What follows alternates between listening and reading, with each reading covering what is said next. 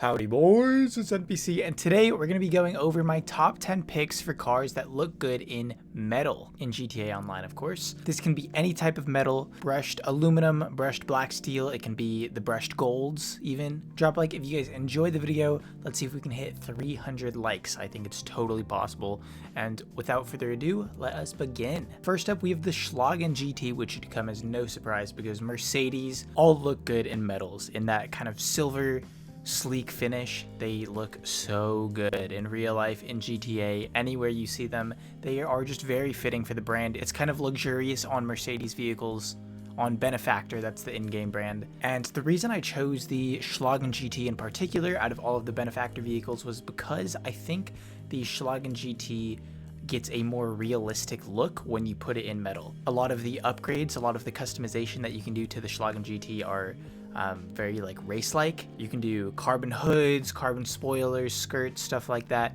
But when you keep it simple, you keep it clean, you do the tiny spoiler and you put it in metal, not only does it seem extra sleek, it also gets less of that GTA effect on vehicles where it gets dumbed down a little bit. I think it gives this car the realistic, newer treatment that the Obey 10F widebody and the Ignis, like cars like that, are getting, even though it is not as new. And of course it pairs super well with chrome wheels. Up next we have the Gauntlet Interceptor. I have this one in a brushed black steel. I think it's a fresh, unique take on a cop car. A lot of cop cars are of course just black and white, or you know, blue. I think this one gives it a dystopian feel. The metal is kind of definitely just like an addition. I think what carries the dystopian build is the blocked out headlights and taillights.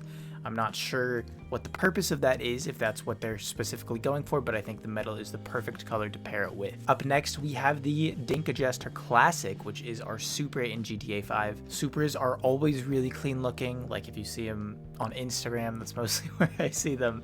They're, you know, in very bright, flashy colors. They're white, red, blue, green, pink. And I think that what the metal enabled me to do here was go for a scrappier looking build, put all sorts of bolts on the rims, on the wide body kit, and throw on a bunch of like messy pieces that I don't think would look as good as if it was in like an orange, for example, a really bright color. I don't think it would look terrible, but I think that when it's in metal, it almost looks like the paint's been scratched off, and it just gives it a refreshing look similar to the Interceptor. Not something that you would see every day. Our number 4 spot goes to the Pfister Neon. And I think the metal is fitting on this one in a different way. That's because the Pfister Neon is electric. It kind of gives it a more futuristic style feel. I think the metal seems very futuristic, like Wall-E. Like in Wall-E, a lot of things are metal. Sleek metal. I'll correct myself and say sleek metal. I guess like a Back to the Future kind of thing, you know? Like, oh, you know what I totally just thought of? Honorable mention right now, the Deluxo. Back to the Future, that's what I was thinking of. It's like the DeLorean is a kind of, it's got that metal sort of paint job on it, and Porsche looks really good in gray, and Pfister is Porsche in game, so it just looks really good.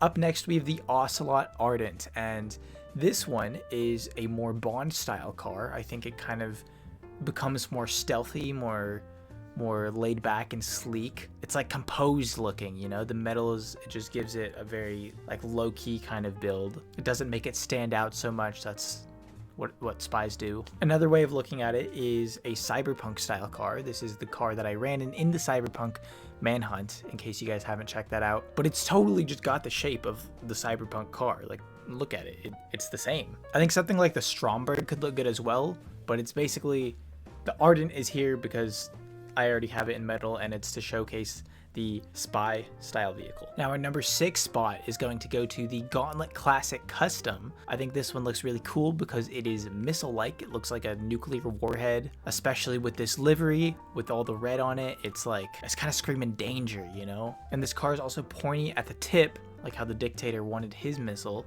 It is too round on the top, it needs to be pointy. Round is not scary.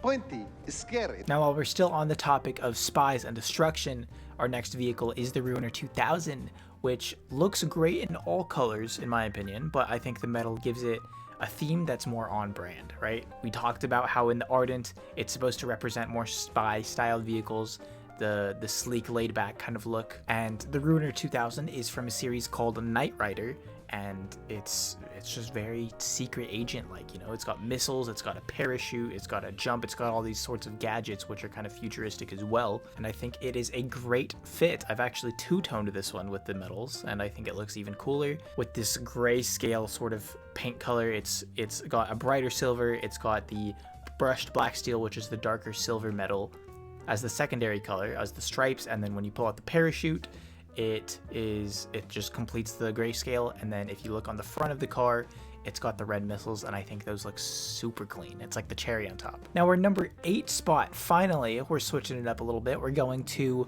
a gold. We've got the 770 here. Now the reason I've chosen the 770 is because Aston Martin as a company, which is Dubachi in game, they, as well as Porsche, look really good in grays, in silvers, in like that sort of metal color.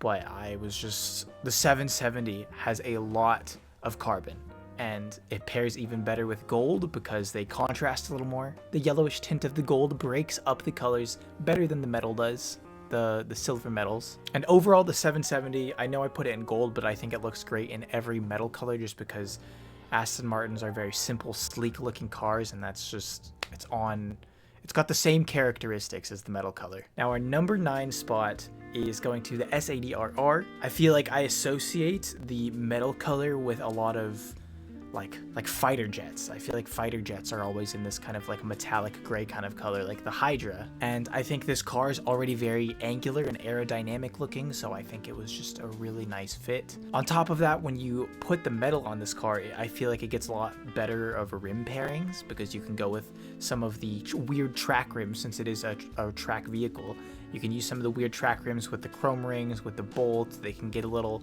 messier looking and it'll still look good because the features all get kind of enhanced, and it's just got the ramp shape. And to close it out with a bang, we have the LG Retro Custom. This is a spin-off of Paul Walker's Skyline from Fast and Furious. His is it's a little older looking. His is silver and blue, while this one is, I mean, I guess you could say it's still silver, but it's like a metal silver.